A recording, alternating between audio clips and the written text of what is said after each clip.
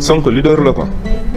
Sonko leader la parce que énergie bi nga xamante ni moom moo war a changer dëkk bi énergie bi mi ngi plané mais amul leader bu ko porté.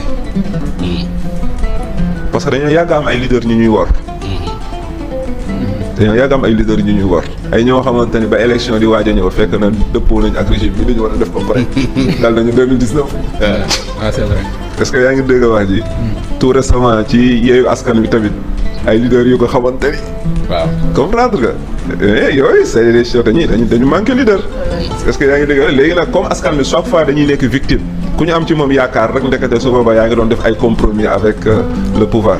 léegi nag affaire Sonko dafa ñëw dëggal boppam ba pare ñeme bagage yi taxaw daal ni jeunesse bi waat naa ni du ma leen wor. waaw.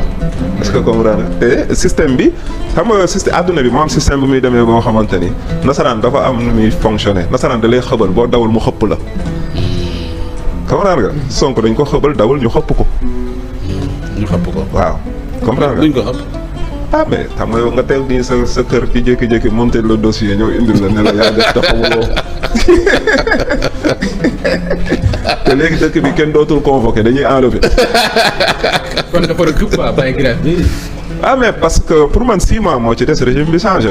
waaw 6 mois boobu pour dañu soxla président boo xamante ni dañ nekk en forme. gars yi du doon moom parce que waa Pastef yi ñi ngi xalaat plan B.